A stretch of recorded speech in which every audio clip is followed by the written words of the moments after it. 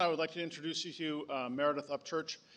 Meredith works currently with RK&K in the district, DC, and is the author of the award-winning Green Infrastructure Plan for District DOT. Meredith is going to give us an idea of how to get green infrastructure standards and everybody who wrote the standards onto the same page in implementation. Welcome, please, Meredith Upchurch.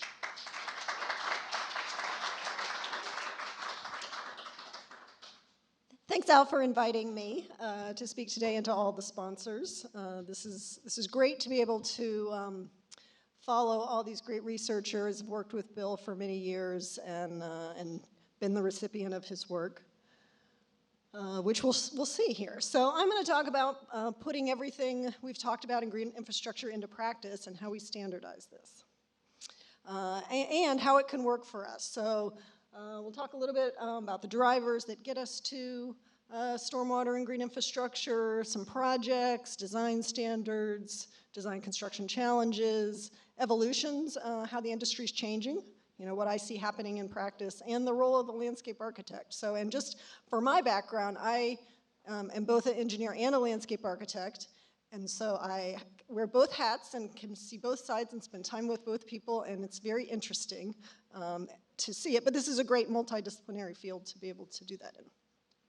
Okay, so some of our drivers, which we've touched on already today, we've got our Clean Water Act requirements, combined sewer overflow, long-term control plans, MS4 permits, impaired rivers, TMDLs, Chesapeake Bay.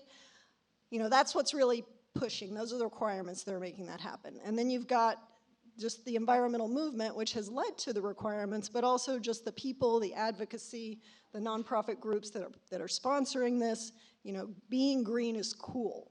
And we've seen that drive a lot of projects. LEED is really a big driver of projects. And we're also seeing competitiveness between cities. You know, I think Washington, D.C.'s mayor a few years ago said, we want to be the greenest city in the nation. And I'm sure every other mayor, you know, who's into this has said the same thing. So, you know, that helps push what we want to do, green infrastructure. And financial. I think developers, builders are seeing that green is attractive to a certain clientele, and it can also save money, as Bill showed in those North Carolina examples. Okay, so my perspective is from DC. I've been working in DC for more than 10 years. And so, you know, a few of those things that kind of helped get DC's movement going, the Anacostia River was our big catalyst, a very impaired river, noted probably 20 years ago when things really got kicked off. And so just a series of different plans, an Anacostia Waterfront Initiative, environmental standards, making this river fishable and swimmable, and how do we do that? Setting up architecture standards, setting up transportation projects, and sustainable plans. So here's a long list of things, and I also come from the DC DOT, so you know, I'm going to give that DOT perspective. All of these different drivers, you know, starting more than 15 years ago, kind of led us to making green infrastructure a standard where it is today. So it's city initiatives, it's MS4 permits, it's agency-initiated plans for sustainability action agendas. The DDOT LID action plan in 2010 was called for by our city council. You know, so they got interested. They said, okay, DDOT, figure out how you are going to build DOT and, figure out how you are going to build LID, and then show us, give us a plan. And that led to, you know, the more evolved regulations. We've got stormwater regulations, a sustainable plan, and our green infrastructure standards. And then that's leading also into, at the bottom, climate ready, DC. You know, climate change is going to affect how we build, and so we're looking ahead and seeing how green infrastructure is a part of that. A few things that come out of the sustainability plan. You know, these plans are always very idealistic. They're reach goals, but they help push the city to make changes. So we've got both water goals, tree canopy goals. You know, one great example is one of these goals was build 25 miles of green alleys.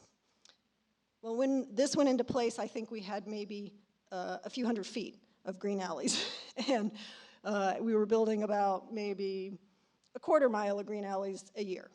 And so we weren't going to get very far, but this added money got some attention, got people to put money into the program, helped move us toward our standards. And so these are the types of plans, policies, programs you need to get programs going and make things happen. Okay, so within DDOT, how we built up our green infrastructure and green steep programs. We had the city leadership that said, hey, we want to do this. We had those policy initiatives. And then we had demonstration projects. You have to build things so that people know what you can do, how to do it, what works, what doesn't do it, what doesn't work. Our Department of Environment was our leader in getting those demonstration projects in place. We had a few DDOT programs called the Great Streets Programs, the Anacostia Waterfront Initiative, and private developers were really a lead in making things happen within the city. And it comes from the design side of things. Private designers working with private developers with these great ideas, saying, hey, we know how to do this. We think you should do this on this project. And so some of the first, LID green infrastructure we had in the city came from private development. And that was voluntary. That wasn't required. Within DDOT, we started building our own retrofit projects, meaning we would go out to a city street, see what we can build. We had a green alley program in River Smart, Washington, which I'm going to tell you a little bit more about. And then that led to our standards, which I'll also talk about, stormwater regulations, and then more evolving retrofits programs where we advance our contractual delivery options by putting things like IDIQ contracts in place. And all of this happened over the course of more than 10 years. So one of our first really big retrofit projects was in two neighborhoods called River Smart, Washington. This is a project that took 7 years from start to finish, so these things do take a long time, from when the idea first comes about until you can actually finish construction, especially when you're doing things new. So these pictures are a little small. I know it's hard to see, but basically we've got a single-family residential neighborhood and then a more dense row house neighborhood. And we've got permeable pavements through the alleys, on the streets. We've got bioretentions and bump outs. Same in the single-family neighborhood, alleys, streets.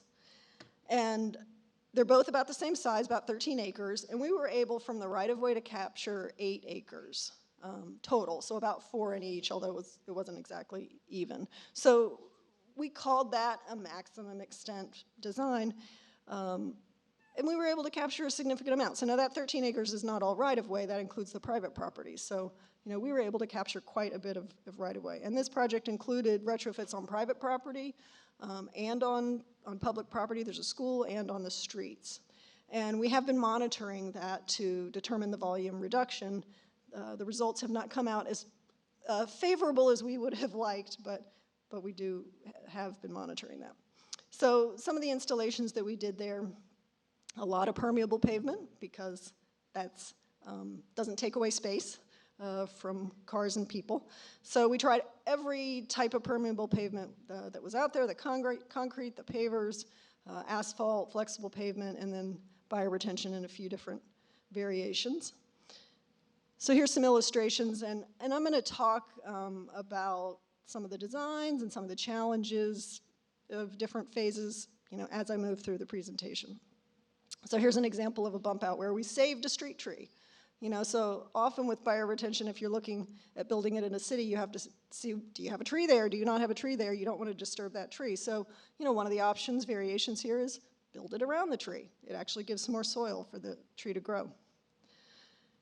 In alleys, permeable pavement is a great way to, keep that system used because it's used for property access, trash pickup, but has a lot of runoff because that runoff generally goes straight out to the street. And so now we can infiltrate that. We also put the permeable pavement in the parking lanes. These are the paver options. In some cases, we found we didn't need a full width of permeable pavement, so this is a partial width pervious concrete strip in the middle, where it's graded on the sides to flow into the center. And we save some money that way because the permeable pavements, especially the poured-in-place concrete, is expensive. But in this case, we did a full-width street in pervious concrete because we thought, hey, let's try it out. Let's see if we can do this. The downside is this little section was closed for about 2 months from the time we had to excavate, place the pavement, do the testing, let it cure, and so that was a downside we found. Here's another case where we also have bioretention. It includes FlexiPave, the porous rubber flexible pavement on the right-hand side, left-hand side, and pervious concrete parking lanes. These are pervious asphalt, and you notice we have a band around all the parking lane permeable pavements. That's to help hold it in place or give a border where you may need to place it with the systems. Okay, so while we were designing the River Smart Washington project, we were also developing the green infrastructure standards.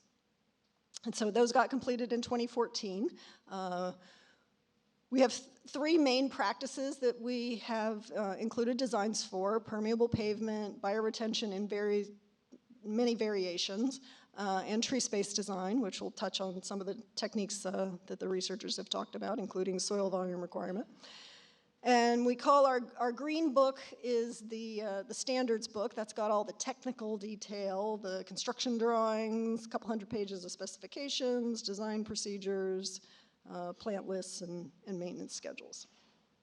Okay, so what do we include? Permeable pavement, you know, the same practices that I talked about for River Smart Washington. We have standards for all the different kinds of the pavement types. And here, this is an illustrated cross-section that's included in our illustrated guide, along with the standards, you know, all the technical documentation. We have an illustrated guide called Greening DC Streets. It's a communications guide for developers, for political communities, for residents. But I'm going to show you just the pretty pictures today. But the cross-sections help give us an idea of of how things are built. So probably everybody has seen a permeable pavement cross-section. You know, you've got your pavement on top, you've got your stone layers, and your uncompacted subgrade that might have an underdrain, it might not. One of the big design changes that came out of Center for Watershed Protection and a lot of the research that Dr. Hunt and his colleagues did is no geotextile on the bottom because that will cause clogging, except when you need to. So there are exceptions. Jumping to bioretention, there's a number of different variations. They could be planters, they could be bump outs, they could be large open areas, they can be swales. And here, let's spend a little bit of time looking at this cross-section, and a lot of this came out of the research that Dr. Hunt and the other researchers did in figuring out, okay, what is going to infiltrate the water, what is going to take out the pollutants, and what's going to lead to a successful system. Okay, so we know we've got our plants on top, we've got our mulch layer, we've got the bioretention media, and layers of stone that separate the soil from the stone where your underdrain is.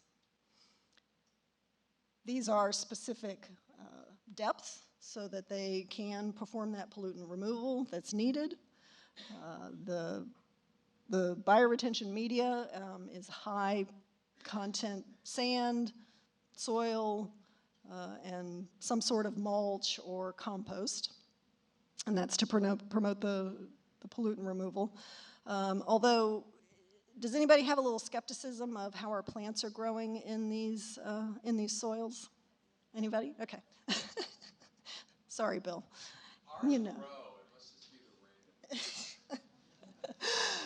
Well, pretty much everybody agrees that maybe we haven't found the best, perfect solution yet. So people are still looking at this, and in fact, we've just started a research committee under ASCE and ASLA to look at plants and soils and bioretention and getting us to good plants. So that more on that story later.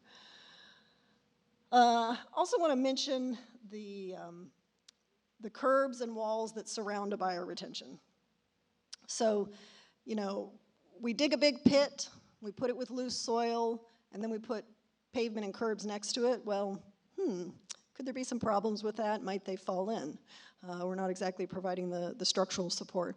So these are not the exact drawings, but they're in concept what we came up with as a way to make sure the curbs and the sidewalks and the roads would stay in place and not fall into the bioretention, but also not be a wall directly down the side of your bioretention area. Because we have seen some of those. We've seen bioretention in a box where it's got a 4-foot deep concrete wall. Well, guess what? If we put trees in there, our roots can't get out. So we've got a nice L wall next to our sidewalk. We've got a thickened curb on the street side, and we do have the technical details in our green book that show those curbs. Okay, so one variation is our planter. Fully contained between, in the sidewalk, between the curb and the sidewalk. You know, maybe you have a step-out area, you know, if you have parking on the street. We'll talk a little bit about pedestrian safety. That was one of the challenges that we found. We gotta have a solution to this because we've got a lot of different opinions on what is safe, and we wanna make something that's aesthetically pleasing from an urban design perspective. So first off, we know we need a place for people to get out of their car and not fall into a bioretention. You know, we're calling that the curb walk, somewhere from 12 to 36 inches. Our ADA coordinator wanted it to be 4 feet and ADA accessible, and we said no, that's just not possible. Not every street parking space is ADA accessible, so we don't have the space and we don't do it. So we came up with a good compromise. So when you have a dropped planter within a sidewalk, well, what could happen? People could walk by and fall in, or trip and fall in, right? And our pedestrian coordinators were very concerned that we were going to bring liability to the department. So let's figure out a way we can protect pedestrians. Sometimes it might be this fence. If it's a high pedestrian area, yes, we need an 18-inch fence surrounding it. If it's low volume, well, maybe just a 4 to 6-inch curb is enough. You need 4 inches to make sure a cane can detect it, but also and actually when you have a fence, you need a little bit of height, but you need the vertical spacers also so a cane can detect it.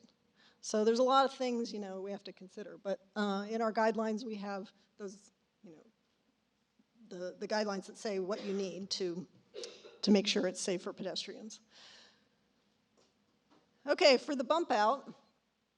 Bump outs are great because you get more space and you can go into the street, but the downside is you go into the street and you might lose parking. So people don't like to lose their parking spaces. In cases where you have that, it might work great. Maybe there's no parking areas, like on that street example in North Carolina, where you actually you're not allowed to park in that space on the street, distance from the intersection. A lot of people don't know that, but we're taking advantage of that.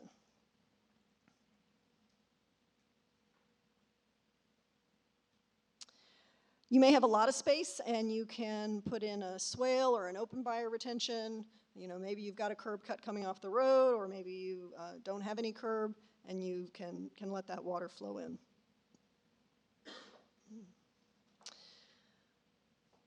We also developed a standard plant list and we divided it into low, medium, and high level of care. You know, depending on low level of care, is it going to get care once a year? Medium, maybe it'll be, you know, a few times a year, and high level of care, well, maybe you've got a business improvement district or a property manager who's taking care of that site and will take care of those plants. But you really have to know what kind of care your facility is going to get, because that will make a huge difference in your survival and how it's maintained. Okay, we also implemented a tree soil volume requirement. We've talked a lot about that today. And we graduated it between small, medium, and large trees, you know, with the recognition that the large trees need more, the small trees have a smaller canopy, they can thrive on a smaller volume, and the reality is that urban land is expensive and it's difficult to fit in these soil volumes. Now, much to Al's dismay, we did not put a preference in for the type of soil that soil volume you provide to those trees. We were equal opportunity. All soil volume counts. So we allow for structural soils, structural cells, suspended sidewalks, you know, whatever you can get in there. Because we just needed to get something in there without, you know, raising questions. So now anybody can do anything, but we got the volume. So it's all a step process here. We got the volume requirements, and we're getting more soil. So looking through the cross-section, and I think we've probably seen enough tree cross-sections today. I may not have anything new here to add. In this case, this is a cross-section for the sand-based structural soil, or although it could be anything. And we encourage a lot of permeable pavers over the soil volume because, you know, urban land is in demand, and we can't leave that open, so, you know, that allows the water to get down into the soil. I think the one really important thing to think about is making sure water does get to that soil.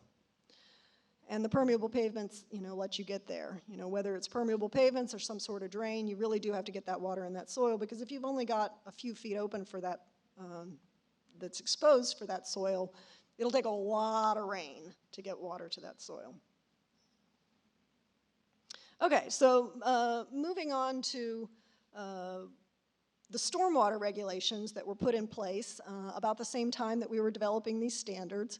You know, this all came together. We were developing the standards because we knew the regulations were coming into place. And this was really new and different for transportation projects. You know, there's a lot of developments that have had stormwater retention requirements, but these were being put in place and were going to apply to all the road construction projects. There was not an exception given that they would apply, but we were able to negotiate that we could design to the maximum extent practicable. And what does that mean? It means we have to look at all space. You know, what space can be used to manage stormwater using any of these techniques? And there are accepted conflicts. You know, there's bus stops, there's bike lanes, there's pedestrian needs, there's mature trees, there are utilities. We can work around some utilities, but some of them we can't work around. So we set up this process of submitting designs, you know, at each phase of design, 30, 60, 90, getting it reviewed, approved, and at the end, if we couldn't meet the stormwater requirement, because we went through the process, we still get, we can get a permit.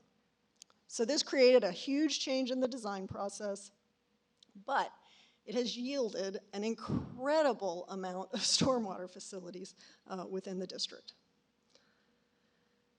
Okay, so now I'm going to go into some of the challenges to implementation. And you know, I worked in city government for many years. Now I'm on the private side working with many other clients and jurisdictions around, and going to conferences, talking with cities all over the country. Everybody faces the same challenges. Okay, at their core, public acceptance is huge. Getting around utilities or getting to coexist. You know, getting water into a BMP and out of a BMP if you need it.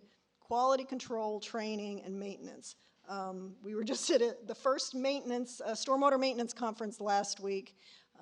Bill was there and Ryan was there, and everybody's struggling with it all over the country and internationally. Everybody who's building stormwater is struggling to get maintenance to work. Okay, so a little more in detail on these. Public acceptance. You know, I think this is different than other typical road and sidewalk construction because you're doing something different and you're doing it right in front of people's houses. Like the example Ryan gave, people are very protective of their space. We found in that River Smart Washington project, we had a single family neighborhood, we had a row house neighborhood. We thought we were going to run into the problems in the row house neighborhood because they were much more dense, had much more higher parking demands. But who was it that complained the most? The people in the single family neighborhood. I think because they had more time, they perhaps a little higher educated, and knew how to be vocal and get their way.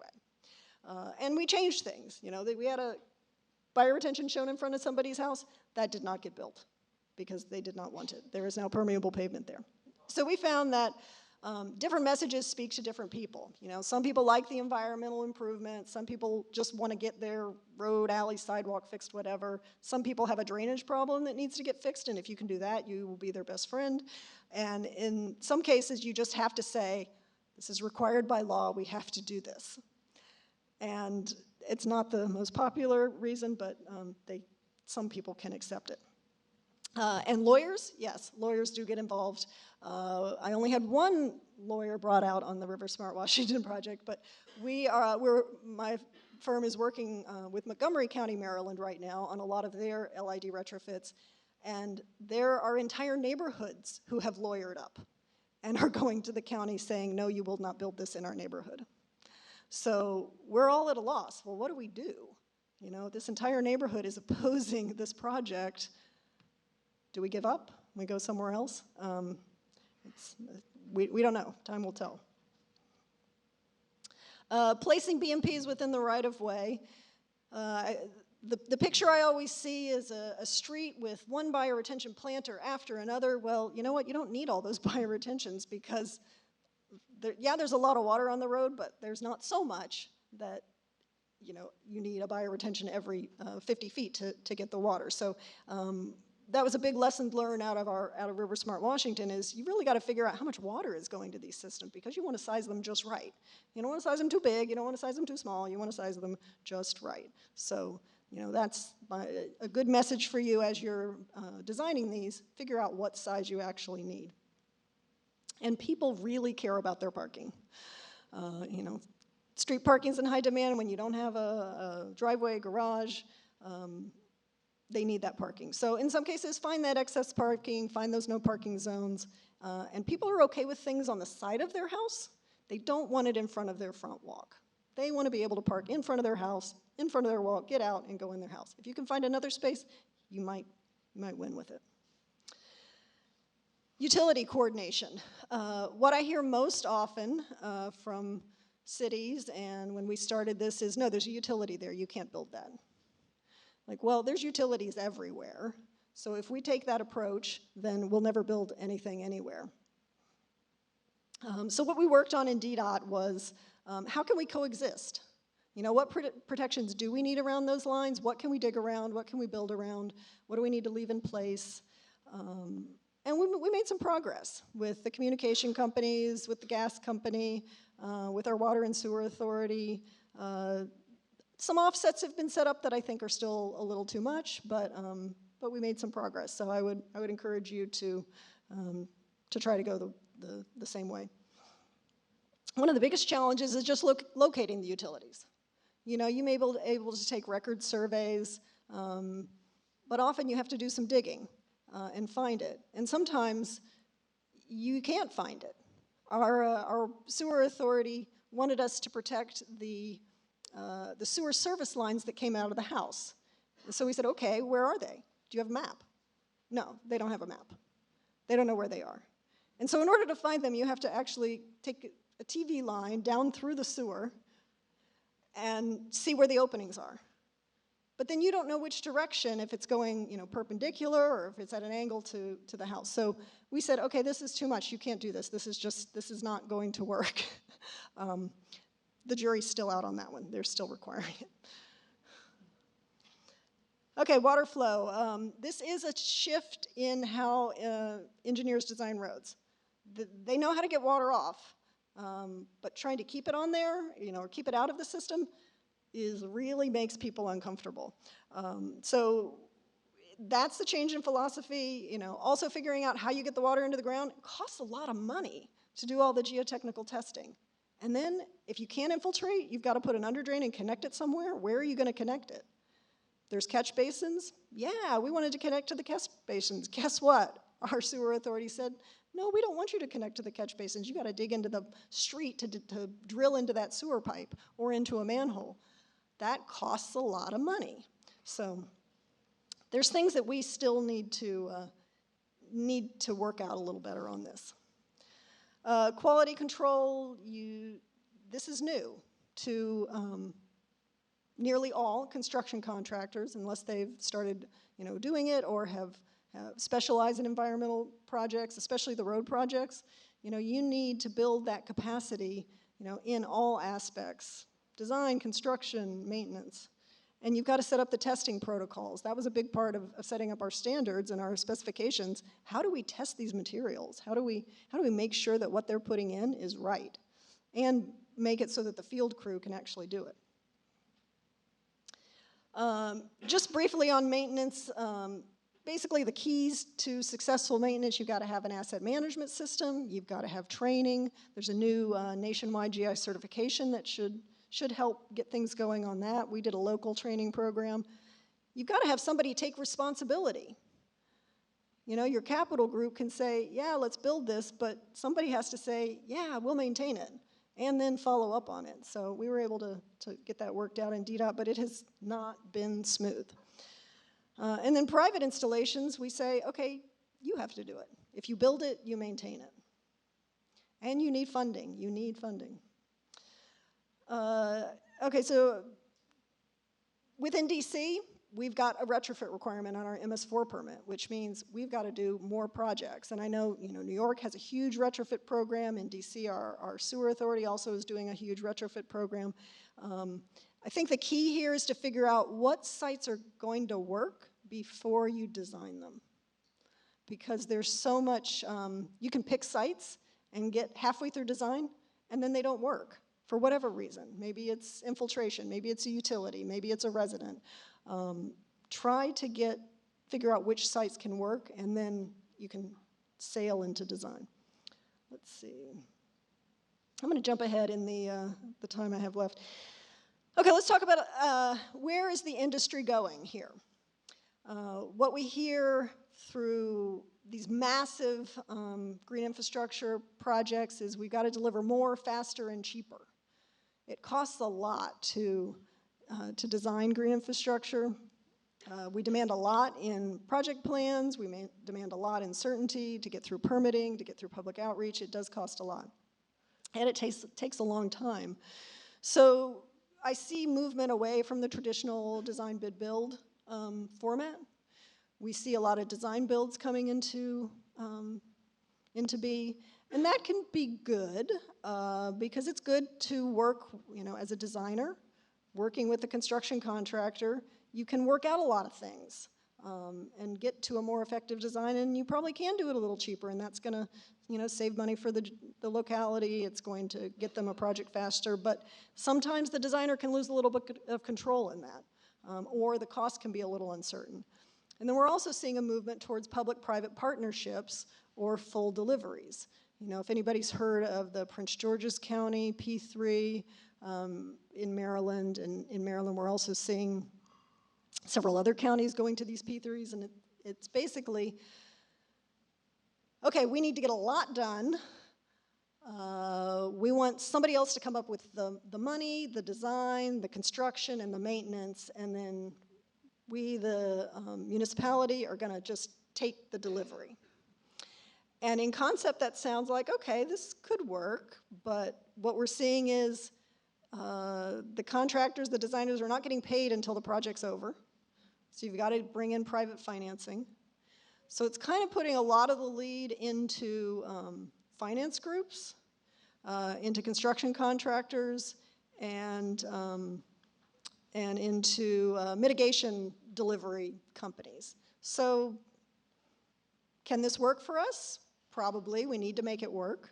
But I think we need to pay attention to this change and evolution and make sure that the designers,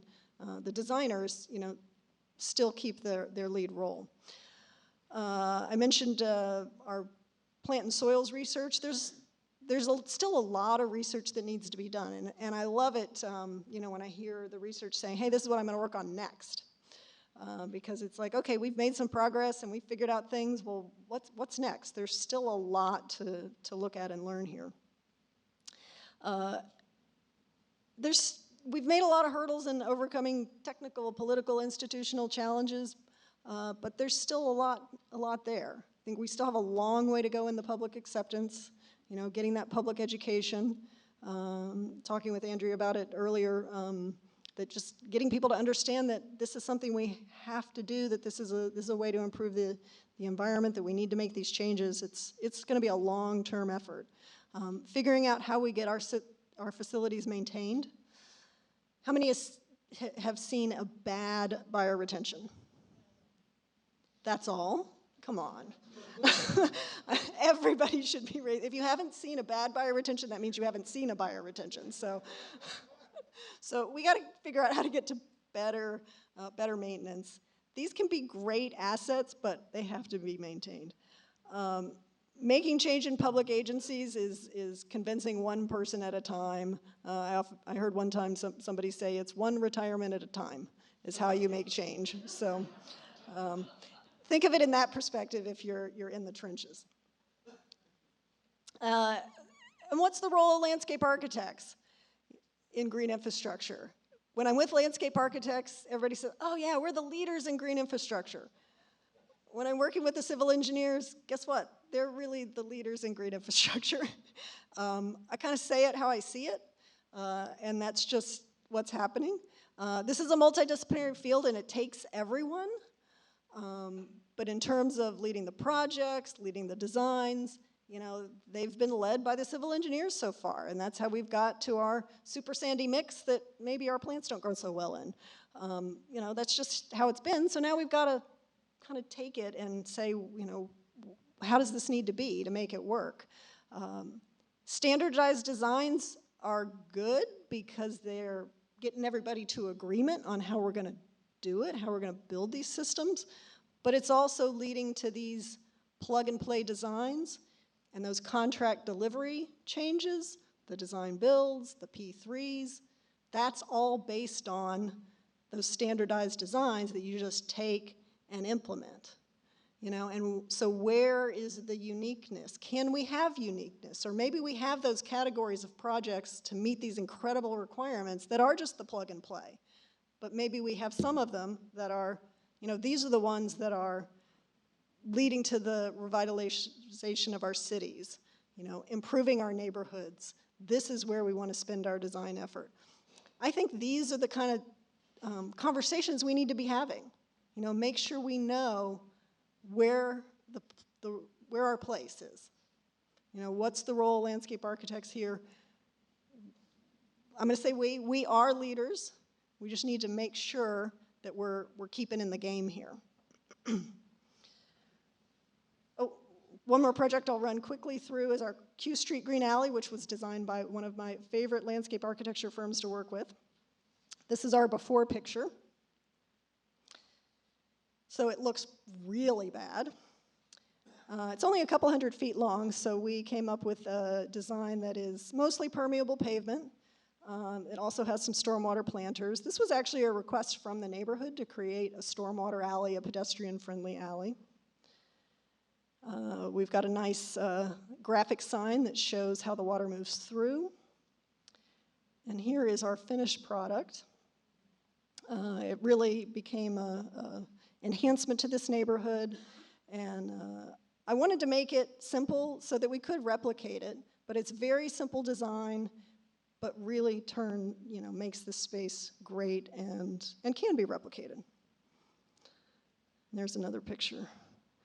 Okay, so in closing, I'm just going to share an experience I had a few years ago in the last presidency.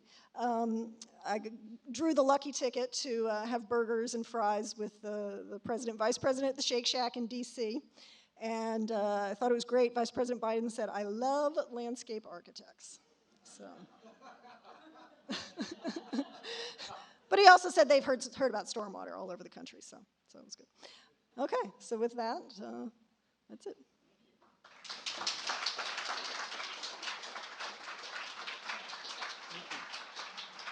And now Pippa Brashear, who works for Scape as the Director of Resiliency there, who on behalf of the Gowanus Canal Conservancy and Andrea Parker did that there. That helped Andrea do that particular master plan. So Pippa, please.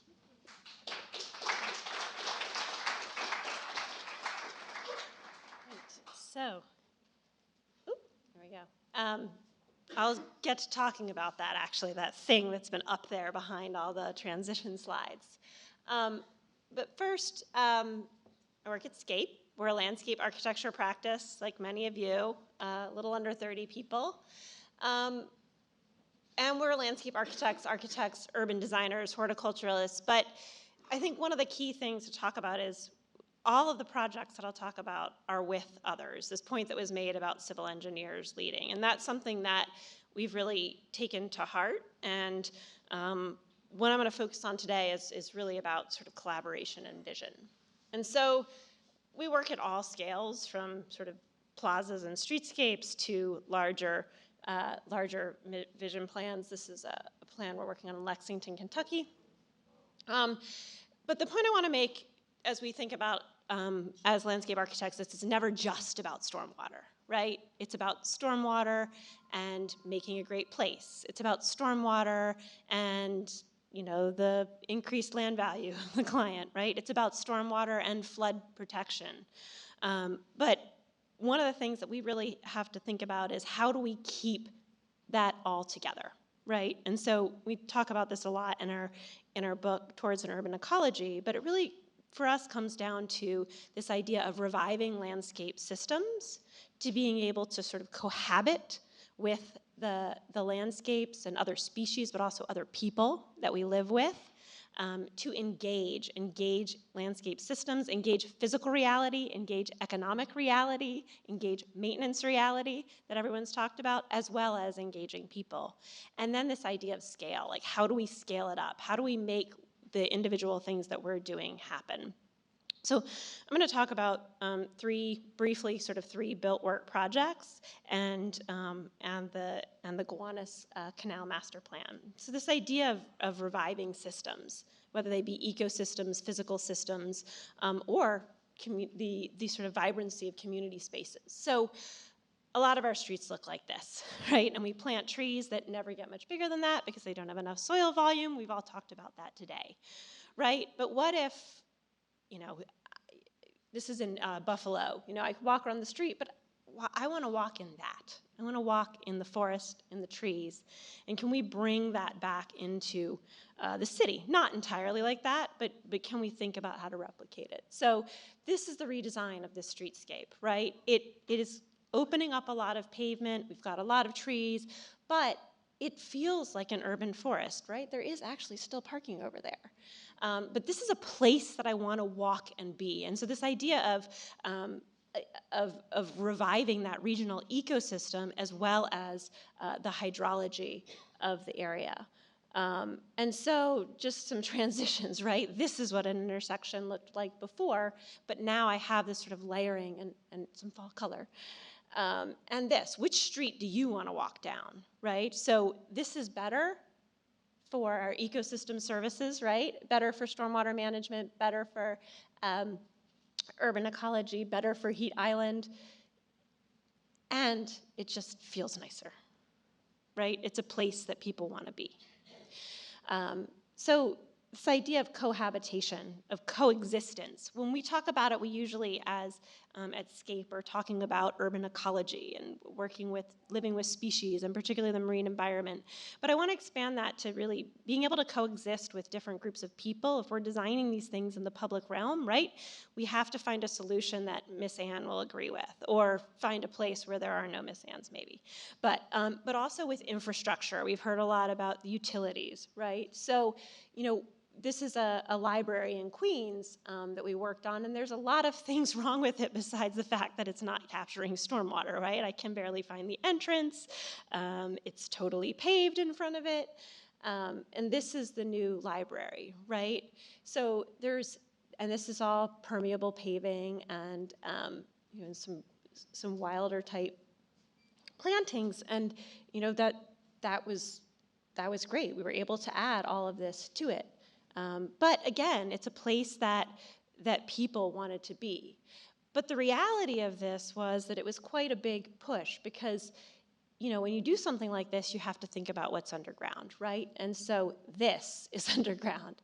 There wasn't initially going to be any planting above here, but because of the underground faults. And so this whole thing is actually a stormwater drainage system, right? So it's very shallow, and there's stormwater storage being used and recirculated. So, this is the space that everybody sees and feels, but we know that it takes a lot of work, and that looking underground, because we have to deal with our urban infrastructure systems. So, engagement. And again, we want to engage with people, but we need to engage with a sense of place, and like I mentioned, a sense of physical reality and economic reality, right? This is a schoolyard, and this is what a lot of New York City schoolyards look like, because we don't have a lot of money, and it's easy to pave things, right? So there's a lot of things wrong with this. It's just a giant asphalt lot lined with chain link fences, but there's something very valuable here that we've talked about a lot, which is a really mature tree canopy. As my friend who used to be a forester for New York City Parks said, well, it takes 100 years to grow a 100-year-old tree. So you can't make that happen faster. And we know trees, as we've talked about today, provide a huge amount of benefits. So in redoing the playground, this is one of the things, do no harm, right? It's a pretty simple principle, but we all know it's actually very hard.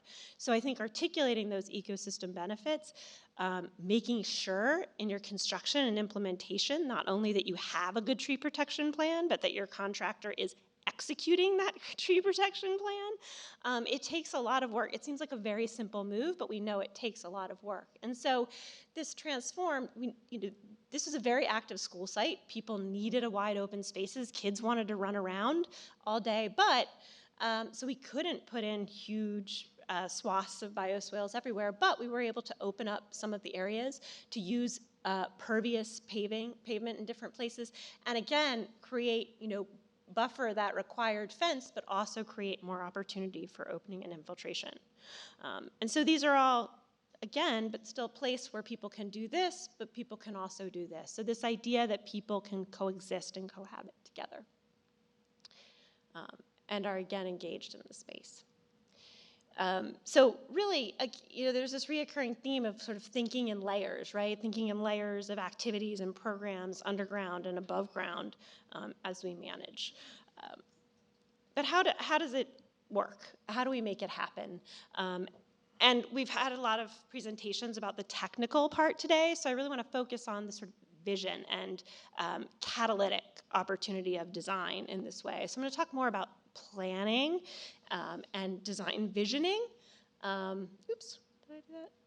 So collaboration and vision. So the question really is, how do we take these things to scale and make them up, and scale them up to larger spaces, both spatially, but also in terms of people adopting many of these techniques. So we recently were able to, we got invited to work with New Jersey Futures in New Jersey on a small project. New Jersey DEP approached them and said, you know what, we have this green infrastructure program, but people aren't applying for it. We have this grant program, and people literally aren't asking for it. And New Jersey Futures kind of went back and talked to smaller municipalities, and they realized that there were tons and tons of small municipalities in New Jersey that, one, just didn't quite understand what green infrastructure was. They were mostly consisted of like one director of public works and a half-time city planner. They just didn't have the time or the technical support even to develop the grant. They didn't need to have a construction document. They just needed to have basically, a concept and some soil borings. And so they said, well, maybe what we need to do is that we're going to have a competition to help actually just prepare what you need to do for a grant. So they put a team together. We worked with Refocus Partners, which really assists municipalities more in the financing side and execution, and then Scape as the technical assistance team to help the communities develop strategies. And so one of those in Perth Amboy was a small street called 2nd Street that runs down to the river. And we worked with them to develop a green infrastructure streetscape, right? pretty simple, a lot of the standard things that you would see, but it was a really important sort of learning and engagement process for them to realize that they could do this, that they had the capacity to do it. And this is also what happened, and this is really important. So we developed, I think, 5 different sort of concepts and strategies for this green streets, right? Many of the questions that we raised here today, right? Can I make a continuous planter, or do I need pedestrian access for parking? Can I make bump outs, or is the fire truck, fire chief, not gonna be able to turn around them, right? And we put them out there, and I think that's the mayor over there, is that her? This is the city planner. She got everyone to show up. So this was all in one day, and this is actually the benefit of working in small cities. This doesn't really work in New York City very well, sorry guys. But I've never had this happen in New York City. But this was great. They had a dialogue, they marked up all the drawings, and we came to a consensus in like a 4-hour period about which was preferred. There were some questions about that consensus, namely about how wide we could put some bump outs. So the fire chief said, well, you're going over to do a site visit, why don't I just bring the fire truck over? And we'll put the outriggers out, and we'll do it. Right, so I think this idea of collaboration really extends to sometimes just getting out on site and talking to people. So I really wanted to highlight this project in that aspect of really just constantly pushing the ball forward. The other thing that came out of this, and I think this is a really good tool for sort of convincing particularly public sector clients without a lot of capacity that green infrastructure is useful for them, was this field guide to CSO+. So what it is sort of 1-page simple cut sheets that says, what if I'm trying to do combined sewer overflow? Sorry, I assumed we all knew what CSO was here, so this is mostly stormwater management for combined sewer overflows. But it says, what if I'm trying to combine CSO improvements with energy efficiency on a public housing site, with parking, with coastal protection? And so there's a cut sheet for each of these that sort of gives them a narrative about what it is, some benefits of that, so the benefits of CSO to public housing or to parking, potential partners and technical resources, all in like a really simple bit. And again, it got shared and at a conference in New Jersey where folks were able to kind of talk about it and present their opportunities too. So again, it was expanding this dialogue. So I think one of the things we have to do as designers is kind of use every project and opportunity as a way to expand that dialogue and create new opportunities and spaces for green infrastructure. And this, just scaling this up, again, none of this would have been really possible without a sort of statewide collaboration that's been developed in New Jersey called the Jersey Waterworks. But it doesn't take just collaboration. There's a lot of collaboration in this project too, but it takes vision. I think we've heard a lot, there's a lot of advancement that's happened in green infrastructure through policy change and incentives, but we're kind of pushing the ceiling of that now. And what's next, right? We've filled out every possible street, the piece on the street in our priority watersheds, almost in New York City, that can fit a bioswale, that doesn't conflict with utilities or parking spaces or various things, right? So we're running out of space. We have to sort of think more creatively about how we integrate that with everything. And so one of the things about this plan is it's not ostensibly just about stormwater. It's about many things, but you'll see that it runs through all of it. So for those of you who don't know the Gowanus Canal and Red Hook and Park Slope, this is what it looked like a few hundred years ago. That's Red Hook and Park Slope. But over the years, it was, as much of this coastline of Brooklyn was, industrialized and channelized. And today, the edge looks kind of like this, very hardened and bulkheaded, but with some interesting and kind of emergent ecologies and ecosystems that are pretty exciting to a lot of people around it. It's also a super fun site. So it's a place that has changed a lot over the years, but right now at this moment, and you'll hear sort of more about this from Andrea, it's at a sort of pivotal moment of change. There's a lot going on in the Gowanus Canal. It is a National Superfund site, so it's undergoing cleanup. It's undergoing a long-term control plan, as well as a series of planning studies and rezonings. And for those of you who know or live in Brooklyn, it's a pretty hot spot for development, and that's kind of a contested topic, a topic of conversation, shall we say. But amongst this change, there is a lot of collaboration and community vision. There's been a lot of opportunities with different stakeholders and different groups to actually begin to craft visions from different perspectives, right? Green visions, bridging Gowanus, visions of reconnecting communities, as well as a series of environmental priority settings that's largely been led by the Gowanus Canal Conservancy.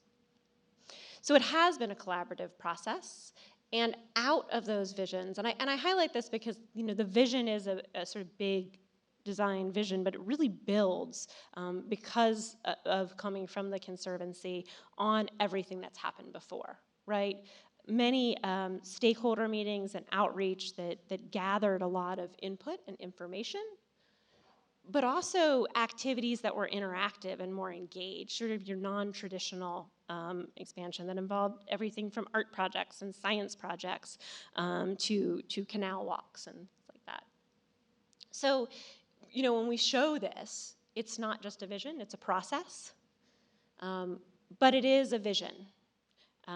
It's a vision for a cleaner urban ecosystem, for a connected community. The canal is a community connector, for networks of parks, and for the canal as a wild urban waterway. And you'll notice this doesn't say manage stormwater, reduce heat island effect, right? These are ways that people perceive and will experience the canal in the future. And so the idea of a cleaner urban ecosystem really has a lot to do with what we've talked about today. This is that historic map that I showed earlier, superimposed on the canal, so the sort of historic hydrology, and this is what it looks like today. Lots of CSO, the sort of constrained canal, and the blue area sort of smooshing out from the canal is the 100-year floodplain. So, and you'll see down in Red Hook, this whole area, I'm losing my pointer here, there we go. This is really hit hard by Sandy, right? And that's just not water that you want to be flooded with. So there's this issue of flooding, but also, more importantly, this is the day-to-day. This is not Sandy. This is something that happens quite often. And it's mostly, it's CSO-filled water. But you're also seeing this. People sort of engaging the canal in new and exciting ways, a lot of citizen science activities and monitoring going on.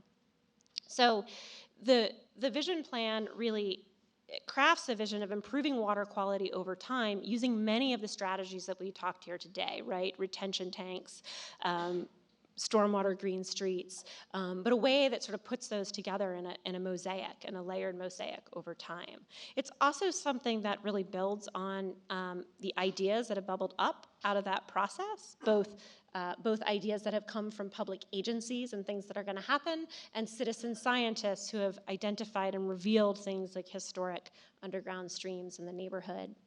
And trees. I'm talking about trees. You'll notice that the area around the canal is very devoid of trees. And I think one of the things that is really great is we've actually been able to map this very well and specifically in New York City now because of the tree census, because of the work that TreeKit did. And so the plan is able to use that foundation to propose to regenerate the urban forest. And to do this in a way recognizing that we can't just draw dots on a map and expect it to happen, right? We've talked about a lot of the hurdles in planting forests. This is an industrial area as well as an emerging residential area, so understanding that it's not plug and chug, that it's not one size fits all, but that each of those are going to require a sort of a specific touch to the context. And through this, really building up urban ecosystems, layering on that tree canopy things like wetland restoration, green roofs, combining all of those bits and parts, because we have to be opportunistic and advantageous in a place like this. And things that engage, again, some of those ideas that have, and inspirations, right? So building up and really starting to push that ceiling of what people have done before. So again, the community connector. We can talk about green, but this is a place where people live and work. And it can be a challenge, but it is, the streets look like this on festival days, but they also look like this. You see sort of new types of commercial activity emerging in a traditionally industrial area, but it is still this too. You still have a lot of active, heavy industrial. And so how do you begin to craft that? And then you have this. This is the new development that we see emerging, and this is a concern for everyone. There's a lot of debate about this, but this, this is required, your shore public walkway, but it's not as inspired as it could be, right? How can we think about new ways to connect the community and connect the community to the water? So the plan looks at sort of this existing patchwork of land use conditions and zoning. This area is the area under study by city planning. This area is an industrial business zone, and these are kind of the key existing commercial corridors. So the plan sort of makes the recommendation to reinforce the existing corridors and build on them, but also to improve mobility and access, building on the existing network to strengthen the existing bike corridors and institute wayfinding to kind of help orient people, and creating some additional pedestrian connections in this area that has really traditionally kind of been cut by the canal. So again, taking that one step further. But it's also a network of parks, and the parks kind of layer with the green infrastructure that we've talked about before. The current condition in the Gowanus is there's a lot of effort around stewardship and community garden sites like this. There's also sort of new emerging park typologies, like the Sponge Park by D-Land Studio, that is there to manage stormwater, but it would take way too many sponge parks to manage all that stormwater, and we need to look at a range of different activities. So we're going to build on the typologies that we have, but also that strong stewardship base. And so this is the Conservancy, working on planting and composting. See if you can find Andrea in this photo. So the existing larger parks are sort of on the periphery with these emerging existing esplanades, and the plan really looks to connect those to the canal, to really think of the canal as a core to that park system, and to create new parks, to use a sort of wide toolkit of strategies to create space in parks, in order to create spaces that take advantage of some of the large infrastructure moves, but also the opportunity of the rezoning and the waterfront access plan to rethink some of those precious residual public spaces that exist around the street ends. And so I think that, these parks are, this is about the open space and people, but it's also that sort of opportunistic element of creating space for water and ecology as well. The canal, while it is polluted, is still enjoyed as a waterway by many, right? There's this, people canoe on it, but there's also there's also activities of art and citizen science, and so not losing that is a critical part of to be incorporated into the vision. So right now you have both heavy maritime access, but also points of human recreational access to the canal, and it is a place where these things sort of coexist in a messy way. And the vision plan seeks to design for diversity, seeks to capture that and expand it. And I think this is a really important, and take new ideas and typologies at different sites along the canal to connect street ends to the water. And I think this is really important as we think about stormwater too, because people need to see the result of it. I can't tell you how impactful it is to walk over the Gowanus Canal and see all those CSO outfalls coming during a storm. That's a pretty real way to help people understand the negative impacts of not managing stormwater. So overlooks, and also kind of creating new in-water experiences. Again, pushing that ceiling, taking it one step further and saying, what can we do on the water, right? Actually getting people to the water and on the water, and maybe this is pushing the limit now, but again, this idea of vision, staying a step ahead of what we want, of what we can do now. And so we end up with spaces like this, or like this, that will carry us, into the future and continue to inspire us to inhabit the canal in new ways. So, in this, though, and I think this is something for us to kind of discuss in the panel, is how do we take these visions into actions? And it comes back again to that idea of collaboration and the fact that there's so many stakeholders and players here that are important, but that is part of what the vision plan is intended to do, and what the Gowanus Canal Conservancy is there and is doing, has done, and will continue to do into the future, which is a really important part of giving all of our designs life and vision. So let's make it happen. It sounds great, right? But one of the things, and I could use a million examples of things that I've shown in the plan to sort of highlight this bit, but I'll kind of take the waterfront edge. Maybe that's a little safer since there's less likely to be coastal edge regulators in the room than stormwater regulators. Right now in New York, it's very easy to do this. It's very easy to build a bulkhead and put a path on the water. It is really hard to find this in practice. We see it in everybody's plans, right? The living shoreline, the stepped edge, but it's very hard to do. The city, there was supposed to be a slide before this, so you got the reveal before it. There's lots of great policy in the city and vision for adapting new typologies of EDS. This is from the Urban Waterfront Adaptive Strategies that city planning put out after Hurricane Sandy, but if you look at all these, none of these count as shore public walkways. And most of these, if you actually sort of build out, count as fill and are never gonna last through a project. It's gonna decrease the size of your developable lot. It's going to increase your permitting time. So any of you who have ever had a private client in New York City knows that they're out, right? And we wonder why people do that, because that really is the easiest option left right now still.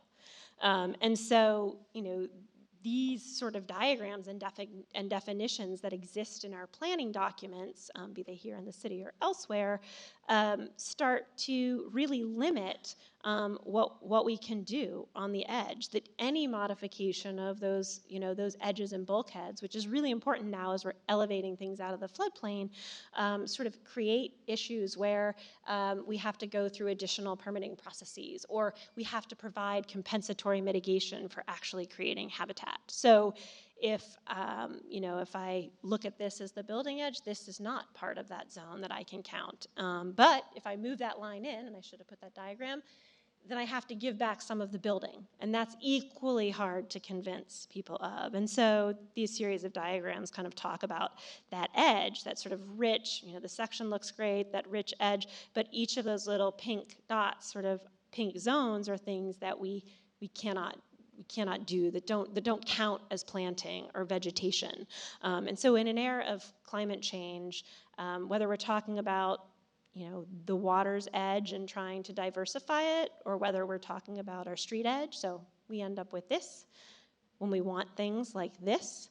So when we're trying to design diversity of experience, diversity of technologies to make them more resilient, be it on the water's edge or be it on the street, I think we really need to start thinking and envisioning not only the technologies of how they happen, but how we're going to pave the road. Maybe pave the road is not the right analogy.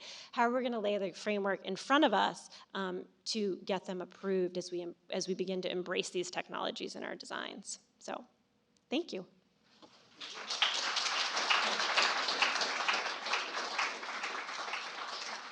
And now we're going to start into the panel discussion, the Q&A, if you will. Please, all of our speakers come up and serve the panel with an introduction of Andrea Parker, who is the Executive Director of the Gowanus Canal Conservancy.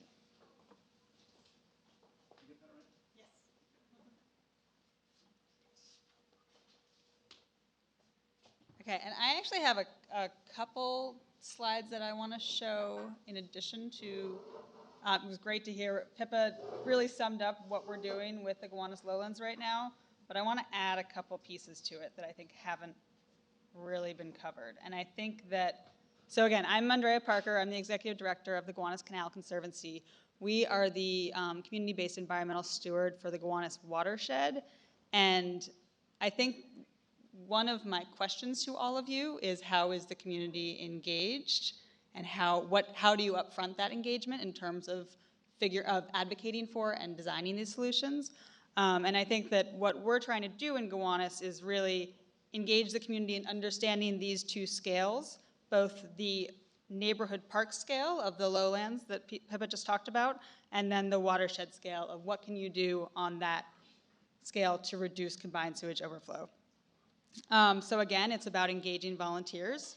We engage 1,000 volunteers in open space stewardship every year.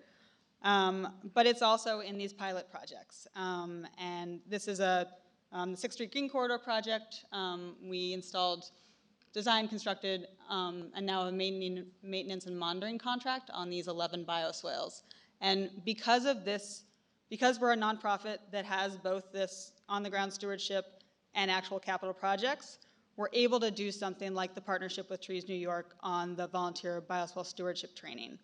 And that, I mean, I think the essential piece about that was that unlike citizen pruner, which is, you know, people understand the value of street trees in terms of it's nice to have shade and canopy and they're pretty, they don't necessarily understand what a right-of-way bioswale is. And actually, we had to go way back to the beginning and get volunteers to understand how our CSO system is constructed in New York City, what the green infrastructure plan is, what a bioswale, how a bioswale is actually constructed, before they were actually interested in picking out trash out of the bioswale, which is the main piece of maintenance.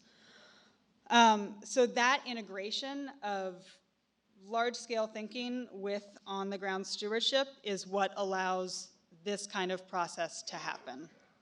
I just wanted to give that brief example, and I'd love to kind of foreground that to all of you, like what is the best way, or you know, the thing that's not happening yet, actually, in terms of getting the community to be engaged in advocating for and developing these solutions.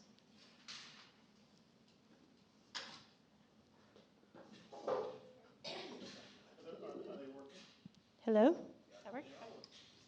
I mean, as you know, we, in our work at Scape, we try to really foreground community engagement, and I think that one of the barriers that often encounter, particularly in larger public projects, is a sort of confusion between explanation and outreach, just the act of telling people that something's happened, and realistic, holistic engagement. And I think that's partly a sort of capacity issue, partly a sort of fear of the community. There's often this, basically a lot of people go out and think that everyone is Miss Ann. I'm gonna cite that, right? They're just gonna shut you down. And so often a lot of projects are held a little too close to our chests, maybe for too long. Whereas I think that healthy engagement early on is helpful. Not everyone is ever going to like like what you do. Not everyone's going to really like green infrastructure, but if we can understand why, then that's our next design or engineering challenge, right? You know, so we can't take away a parking spot. Maybe we can figure out another way to do it. Maybe there are just other ways of seeing the environment that we haven't taken. So I think that that dialogue, engaging in a greater dialogue and really thinking about ways to engage in the dialogue is what I think is sort of missing. Yeah, I'll add. So people are afraid of change and how it's going to affect them. And I think if you kind of explain to them that you're improving a situation, or maybe you are changing a situation from the way it is now, but helping them understand why the change is being made and that it's not going to be a bad change. I think people are just afraid of what you're going to do. You know, you're coming out there, you've got a project. How is this going to affect them and their daily life?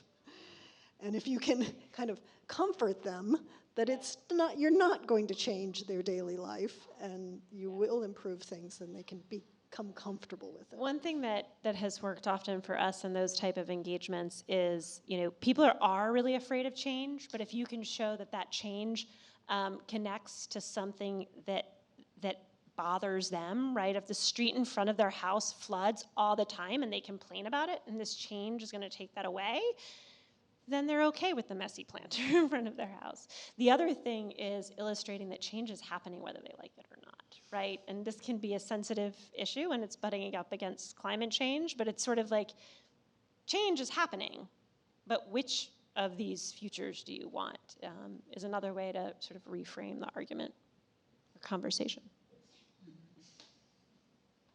No, they did a great job. All right. I mean, I think actually, maybe to the engineer in the room, I mean, since this is a landscape architecture mostly crowd, how many people are landscape architects in the audience? Pretty much everyone. There were a couple engineers. What is the role? I mean, I thought it was really astute that Meredith said that this is not a landscape architecture game, because I think that you're right. Actually the design of green infrastructure is much more of engineering. How should landscape architects be engaged in this, and what is our role? Well, first of all, you guys need to be more involved. I think from the beginning, because when you do let just an engineer do it, it doesn't look very good. And the point that you guys have just spoken to about public acceptance, that to me, of all the things because I do a fair number of projects with either landscape architects or horticulturalists. When I get them involved or they get me involved, the end product always looks nicer and is much more apt to be taken care of. We actually just did a study at NC State where we looked at a bunch of the different stormwater control measures we had, and we asked the maintenance staff, they've divided everything up into a top tier and a second tier for maintenance. Top tier everyone's going to look at, second tier maybe not so much. And my hypothesis is everything that's top tier in terms of it's going to get a little bit more TLC probably works better from a hydrologic standpoint. And the results generally bear that out. They're not quite as strong as I anticipated, but it's in our interest as sort of the people that make sure we reduce volume by 82% and we knock out 85% of sediment, that we actually want the practices that we're putting in to look good. And engineers pretty much fail miserably at that. And then the second thing is a lot of the landscape architects with whom I work really do understand, but I'm going to be honest with you, not all of them, but those that do understand the mechanisms that are at play, like you put a bioretention area in, it's a filter. It's a vegetative filter, but it's a filter, and it's going to be good at filtering things. And it's a biological system, so it's going to be good at trapping hydrocarbons, and it has microbes in there that are going to eat them. And when I work with people that understand those basics, then I find that the design in the end also ends up better. It's going to work better. I'll stop at that. Yeah, and I would just like to echo that. I mean, the projects that I've been involved with that have been the most successful have had a diverse range of people around the table moving that project forward. And I would say beyond just landscape architects, certainly I have found that having the construction contractors and the implementers there at the table when you're coming up with these great ideas has been invaluable. So I think, to cross the line over to the people who are actually going to be there and developing and installing and digging and out there working for maybe months on end. I think you highlighted one that lasted 2-3 months. I know we have a couple where you're shutting down parking lots for long periods of time. So you have land managers, you have experts, engineers, landscape architects, you have the installers, maybe even the maintenance crew, leader at least, that's going to come along and do the planting to, at an early stage, not the last minute, not at 90% design, go, hey, what do you think, guys? But early on, solicit that input, and you're going to end up with a product that I think not only looks better, but addresses many of the issues you run into once you start digging, and also the maintenance concerns. And certainly, I mean, that's been a lesson that's been hard learned for me, but now that I've sort of learned that lesson, as soon as I start projects, those folks are at the table. So I think for stormwater management, it is very much a multidisciplinary. And that's one of the reasons why I think, as a guy that used to walk around just measuring trees in the woods, I ended up in this field because it felt like there was a spot for me, and I just had to, take some ownership over that spot. So that, I think, to echo what I think I heard earlier, which is, I think there just needs to be some ownership. I mean, there needs, sometimes you just need to step up and go, I think I've got a really good idea to make this square bioretention look better, because most engineers are going to say, this is easy to measure, and for permit reviewers, it makes it easy, very easy, clear cut. And the more innovative it is, sometimes the more difficult it is, but if you have the right team around, I think you can make those cases and get it through permitting. When otherwise, if you didn't have those expertise, you might get hung up on permitting and then the project gets kicked, so. That is actually an extremely important point, that the simple systems that may or may not function, that may not integrate themselves well within the landscape and the hardscape are the easiest ones to get permitted. And it really bothers me. I don't have an answer to that either. I mean, I just like. That's why I put that. I thought you guys were going to answer that question for us. I agree. I mean, we've had projects where we think it's the greatest idea, it's new and innovative, and you're signing up for an extra round of review. Yeah. I mean, pretty much. Yeah. And we've even resorted to bringing stormwater reviewers out into the field for a pre-permit review, just like you would the Army Corps.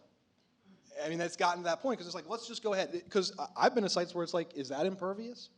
I don't know. I mean, it's a hodgepodge of different stuff on the ground. So maybe it's impervious, maybe it's not. What do you call it?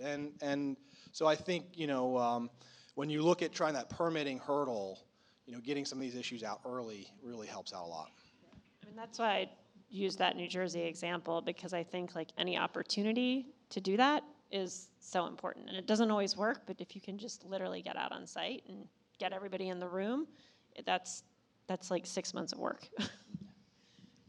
And actually, Pippa, could you talk a little bit about, you didn't mention living breakwaters at all, and I feel like the regulatory hurdles there are really instructive in terms of doing something that was definitely not allowed or... Yeah, I think, so the project that Andrea is referring to is a proposal that came out of our Rebuild by Design, the Rebuild by Design competition in the wake of Hurricane Sandy, and it's for a network of in-water breakwaters off of the south shore of Staten Island, and they're designed for wave attenuation. They're infrastructure, but also for habitat creation. And the hurdle that we've run up against and are embroiled in now is that they're in the water. They require. We've made a huge investment in time in making habitat, right? Similar to the green infrastructure is sequestering carbon, it's making habitat. But because we're putting it in the water, it is displacing existing underwater habitat. And the regulations are quite narrow, at least in New York, that if you displace habitat, you have to mitigate for it. But we're creating a sort of new type of habitat, right? So we're in a long process. It's really a storytelling process, and I think that's what I would highlight. Is it is how you describe what you're doing that matters as much as what you're doing. I used to refer to myself as a glorified translator now, but I really feel that way.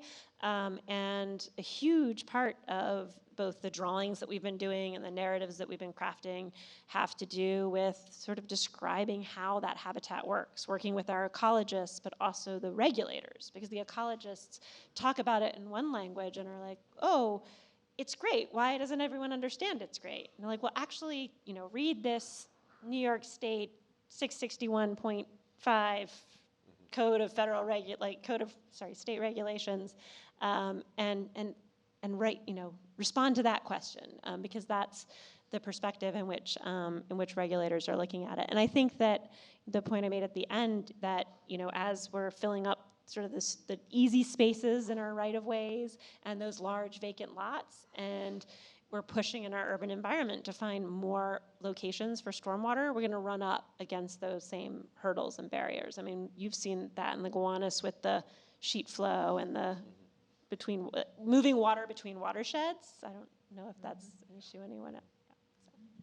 Yeah, I think being the translator can be a really important role. And I think in this interdisciplinary work, if you can understand a little bit of what everyone does and know where they're coming from and be able to speak their language, it will get you far and help everyone work together. I think LAs better. are actually in a really good position to be that translator, more so than a lot of the other professions. I do. And actually, Meredith, could you go a little more into depth on because you're the only one here that's worked in a public agency, and I feel like probably you had some role in advocating for policy or pushing policy. What does that look like, and how can we best communicate these physical things that we understand to policymakers? Find your friends. You really need people who can relate to you, who share your goal, who have an interest in making some sort of environmental change, or you can explain to them, okay, this is what should be done, and this is how can we do this. They know the how to, but if they're your ally, then you can work together and you can make that change. So it's really, you just have to find allies and build up your cadre of people who are in the different offices who can help you make strides in different areas, and it's slow and difficult. And I'd just like to say, for somebody who's worked with people in public aid, I think you can be almost a bit of a silo buster in this role. I mean, because certainly I've worked with public agencies where this division does not talk at all to this division over here. I mean, sometimes they don't even like each other. Like, this person doesn't like that person. They don't talk. So the only way they're going to come to agreement is because you sort of bring an issue that forces the hand. And so, I mean, I've run into this with stormwater, and you look at a site and you go, well, how are the wetlands and waterways going to feel about discharging water or tearing out that wetland or cutting down those trees in order to make a gravel wetland instead? And they're like, I don't know. So it's like, well, I don't want to jump from this permitting hot bucket into that one. So I think it's a great opportunity to really try to get state agencies to work together, at least communicate and develop more consistent guidance that you're not sort of fighting against City Hall every turn you make. Every time you try to adjust, somebody else in a different agency comes at you. So I think it's a great opportunity to help with sort of ensuring that all your ducks are in a row, and that the state agencies or local agencies are seeing eye to eye, even if they aren't communicating directly. Yeah, and sometimes you find that they share the same concerns. Like, they may not be talking to each other, but once you can bring them together on a common topic, it's like they care about it. Multiple people care about the same thing. You just have to get them together. You have to bring them to the table. Work on it. And sometimes it takes some translation, like you said, because I think sometimes they are actually saying the same thing and they don't think they are.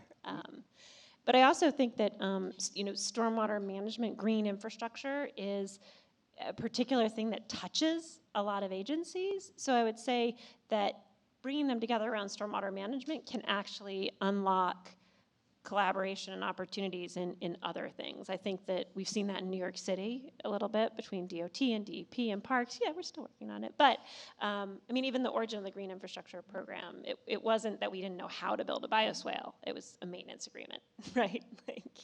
And then we started building them. So Right, but I mean, I think the issue in New York, yes, it started out as a lovely partnership between DEP and Parks and DOT, et cetera, but DEP now owns the program because they're the only ones that are on the line for it.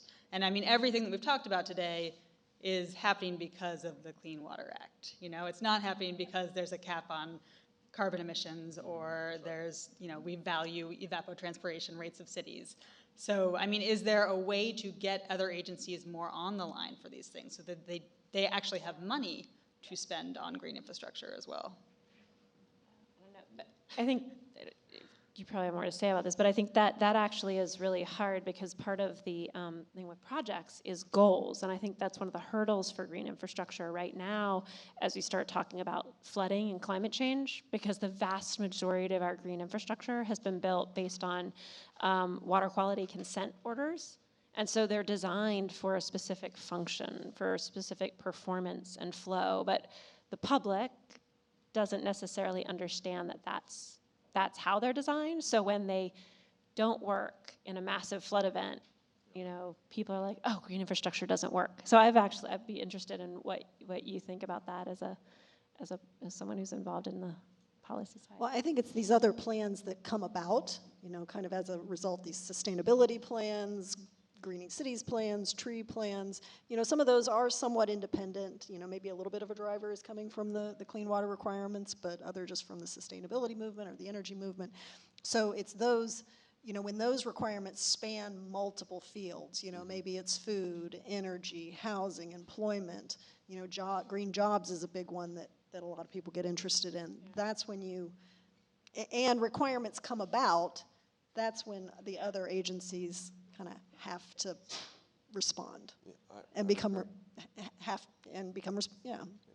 to do something. Our most successful projects for stormwater have been involved. Well, there's two sets, but one that's been very successful is when community uplift is involved, and that's a lot what you're talking about in the is it Gowanus Canal? You get that right? But we have, you know, in several of our communities, we just finished a big green street, and they wanted a green street because the street was ugly. And they knew that they worked through the stormwater side, they could get money in to create a stormwater treating green street that looked pretty. And it would be a nice way to go into town. And so that's how they got Parks and Rec involved. They had the local Chamber of Commerce involved. And so I honestly, for me, and another project I've done in Wilmington, a lot where Winston was talking about earlier, though that was a somewhat derelict community. You might be able to figure that out. From some of the pictures you showed, but that community really embraced green stormwater infrastructure. They didn't know what it was called, but they embraced it because they saw the potential to beautify their neighborhood. And if there's one thing that's not stormwater related that does tend to attract good stormwater innovation is beautification of a community. You know, I've seen a similar thing in Maryland. We're working with the Department of Natural Resources who does not have any permit obligations to treat stormwater. They're not a permittee. They don't have any requirements to do so, but they do own a lot of land. They have tremendous parking lots to, you know, for lots of visitors. They have visitor centers. Many of these are in critical areas, you know, right up against rivers in the bay. And so they thought, hey, this is a great opportunity for us to implement stormwater management practices on our properties that help with the maintenance and operations of our properties, demonstrate these things for the community, because this is the Department of Natural Resources, have an eye for more of the vegetative types approaches, and then turn around and sell those credits to state sister agencies that need the credits. So it's like, hey, we have the land, and we have a vision for what we want this to be, and where people see it, and we can put interactive signs where people want to see it. So then State Highway or the Port Administrator, when they need a credit and they can't get it any other way, they can just go to the park and they can work with the park to get that credit in place. So there are opportunities for state agencies to come together in ways that maybe wouldn't exist if it weren't for one has sort of the land and one has the money, or one needs the credit and one has the project. And that's where these opportunities to really kind of bring these groups together to really find the best, most cost-effective opportunities for state and the local citizens combined. We've also found at like the municipal level, I've done a lot of work in recent years with the Rockefeller Foundation and the 100 Resilient Cities and the National Disaster Resilience Competition, which really started to forge around this idea of resilience, which encompasses social resilience, which a lot of people have trouble defining, but is, you know, quality of life, right? So what are the economic benefits, the social benefits, the job generation benefits, but also managing flooding, managing stormwater, heat, fire. And we found that working in cities, any city that is 100 resilient cities has a chief resilience officer, and that individual or that department is often a good place to go to try to connect, right? Because they're the ones who are kind of already thinking that way. And I mean, we're working in Norfolk, Virginia, and that's been they have a resilience office, and it really is bringing all the departments together. They really do bring everyone to the table when you want all the input. So that's been really productive. So I think there's some questions in the audience. Let's open it up.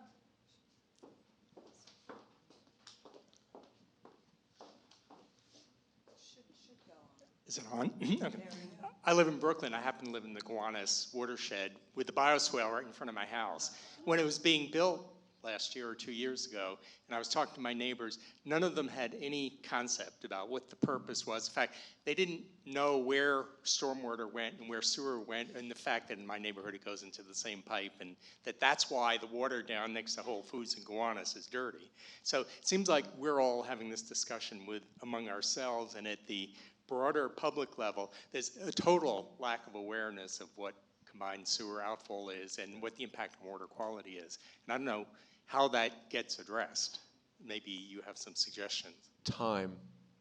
Well, no, because maybe 40 years ago when the Clean Water Act was new, there must have been a big conversation about why there was billions in construction, but I don't remember it being discussed in many years.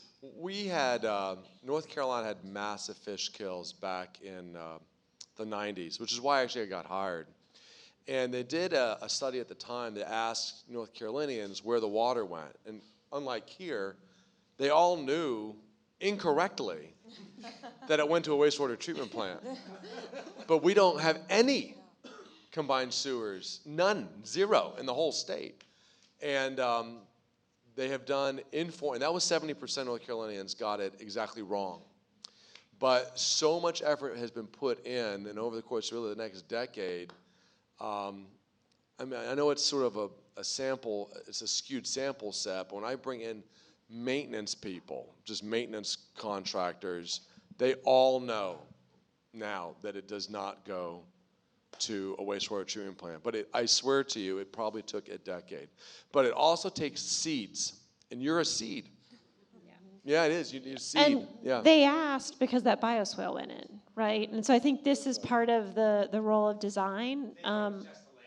Right. Mm-hmm. But they asked someone, they saw someone, or they, saw people cleaning up in the salt lab one weekend, right? I mean, I think having a presence in neighborhoods out on the street, and I think this is one of the really important rules of design. We get a lot of, there's a lot of interest in digital engagement now, right? And, we'll just make points and everything's on the cell phone. And I'm like, well, maybe as part of it, but like if there's something sitting on the sidewalk that you walk up to and you're like, why is that there? That's, that's going to engage people in a very different way. So I think that thinking about how we incorporate education and awareness, and I'm not just talking about like a didactic plate that tells you what's going on, but just, that would be nice. Although that is helpful, I mean, it would be good to put a label on the bioswale.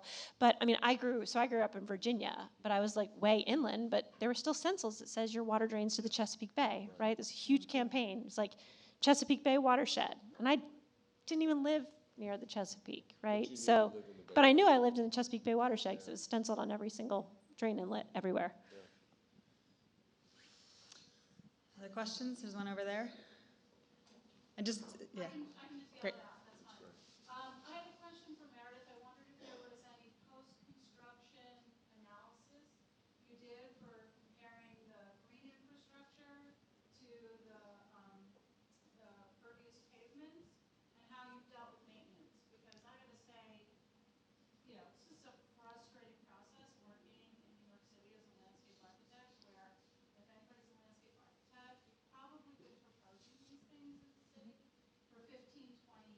Yep. And it's only been in the past, few years that finally, because as you've been talking about, there's this mandate that now all of a sudden we're doing this green infrastructure. And I'm not even convinced we're doing it very well as a city. I live right near the Gowanus also, right? I live in Park Slope. I wasn't happy when they put a bioswale on near my street. The same week that they put City Bike. And I have a car. Okay, I bought a Mini, so I wouldn't take up a lot of space, but I have to have a car. I can empathize with all those citizens who, I don't have a place to park my car, not just because of that, but also because of all of the condos that now are in the neighborhood. But besides the fact that the thing is not working, because nobody's maintaining it, it's totally silted up, all the plants have died. So I feel like, everybody sitting in this room probably knows what needs to be done, but it's not happening because the city can't really make it work very well. Yeah, I think in the grand scale, we're all somewhat powerless here. But we also have our own power. So just to break down the original questions you had, so about the river, the DC project, River Smart Washington, we did not compare types of practices to each other. We did monitoring of the whole site to see volume reduction, compared pre-construction with no GI, post-construction with GI to measure the volume reduction. So that's the measurements we made. I am happy to answer that later because that's my life, is comparing practices. But I can Yeah, do that later. Bill I'm gonna does let you that. keep going. Keep going. I just want to interject, and then I'll spill my life. And then for maintenance, I will not claim that we are doing maintenance well. It doesn't happen on the regularity it needs to. There are people that go out and inspect, but I think you're exactly right that we are building lots of practices. We're not maintaining them well. They then become dysfunctional. So the question is, how do we do it? How can we solve this? The city has control, responsibility, is citizen action on, a single block by block scale and basis. Is that a way that makes it work? I don't know. There's a lot of different options we could debate. So I'll answer the other. About 12 years ago, we started our inspection and maintenance certification program in North Carolina. And I think it's the longest running of its kind in the entire solar system. I'm not sure, but I think I'm right. And I can tell you that about 6 years in, so by about 2012, it clicked. So this is another one, as I said, I sort of kiddingly said it takes time. This is definitely one of those that took time, and part of it was that cities finally started to pay money to have it done right. And it's not every community in North Carolina does, but the ones that have like national championship basketball teams, those are good. Like the ones that, and I was tend to, but that's not exclusively the more affluent cities.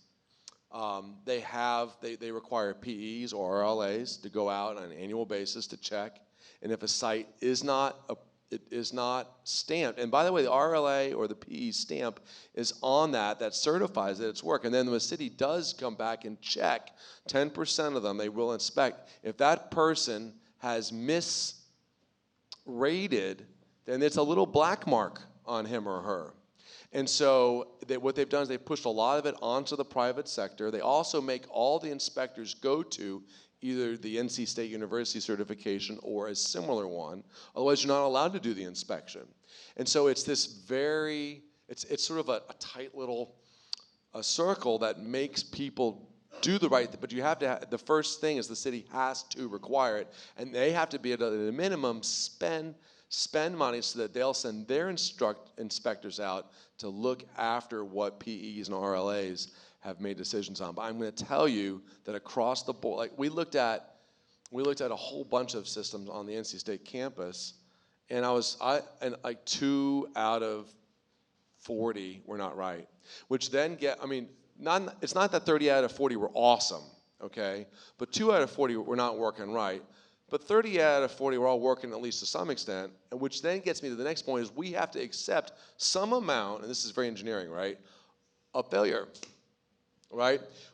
Maybe you credit, you don't give every practice its full amount of credit, knowing that some of them are going to fail, some of them are going to be neglected. But even neglected systems, particularly biological systems, bioretention, constructed stormwater wetlands, you talked about resiliency, those are such resilient practices because of the vegetation, because of the trees, like you were talking about before, Bryan. These things work incredibly. We looked at one that was 15 years old, all right? I did a study at the town in Chapel Hill. I went back, since 15 years later, it's working better. And it's been maintained some, but as the vegetation has improved, all that bioturbation, which I think is an awesome word, the systems are working better. So honestly, I'm very hopeful about it, but you do have to spend money to make sure it gets inspected. Now, the other thing I'm going to mention is that, and I think I'm going to stop, but if you want to talk to me later about what practices work better, I can go on and on. Just like I did there, I'm not going to subject everyone to that again. But that is something that I'm happy to chit-chat about. Well, I'd just like to add real quick on this is a great opportunity for environmental justice and workforce development when it comes to maintenance. So we are, in fact, putting stuff down there that needs to be maintained. But guess what? There's some people who need jobs, and this is a good job for them to have with relatively little training. So you can go ahead and downplay the maintenance, but let's look at what opportunities this can create for other members of our community.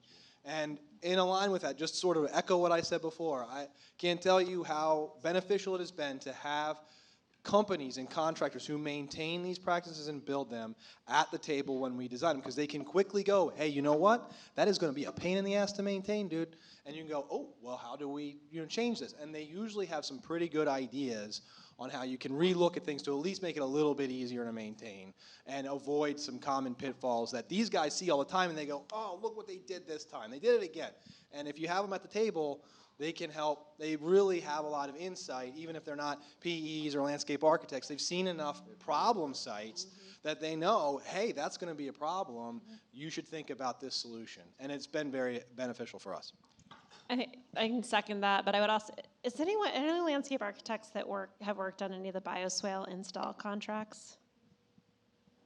Okay, right. So inspections and maintenance, I think one thing that I would say about the bioswales getting rolled out, it's this issue of plug and chug and going to scale, and most of the folks inspecting them are engineers. We actually ended up having to inspect a bunch of them for plant install, sort of by accident, because they parked ran out of time and the contract was running out and they invited us to do it.